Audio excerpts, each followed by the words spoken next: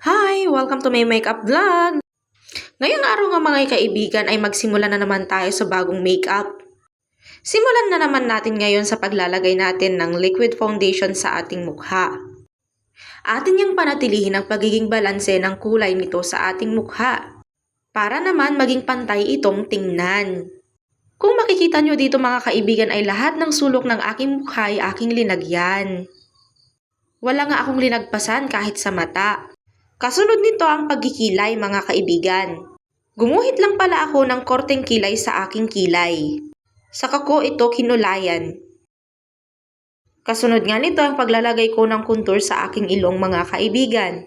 Kinuhitan ko lang pala sa magkabila ang tuktok ng aking ilong mga kaibigan, saka ko ito ikinalat. Inayos ko nga pala ang kulay nito at pagkakalagay.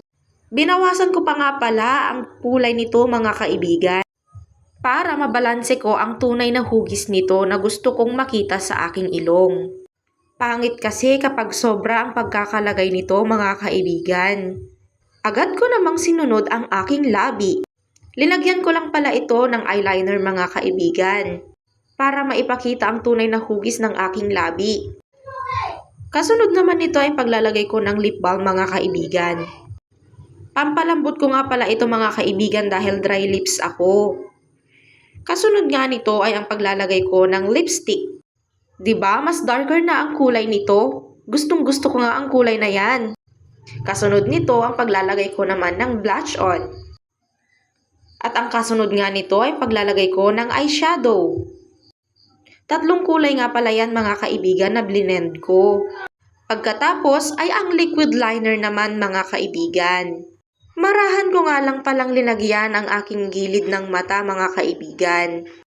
Inulit-ulit ko siya para naman mas darker yung pagkakalagay. Linagyan ko nga pala ang magkabila ang mata. O diba sa kabila pa lang yan mga kaibigan, perfect na?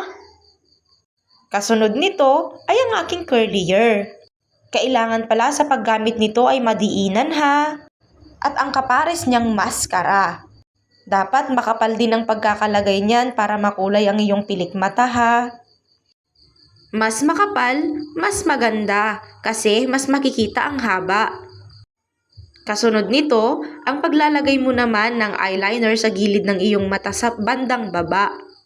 Linalagyan ko lang pala ng lining sa aking gilid ng mata mga kaibigan para ma-emphasize yung aking gilid ng mata.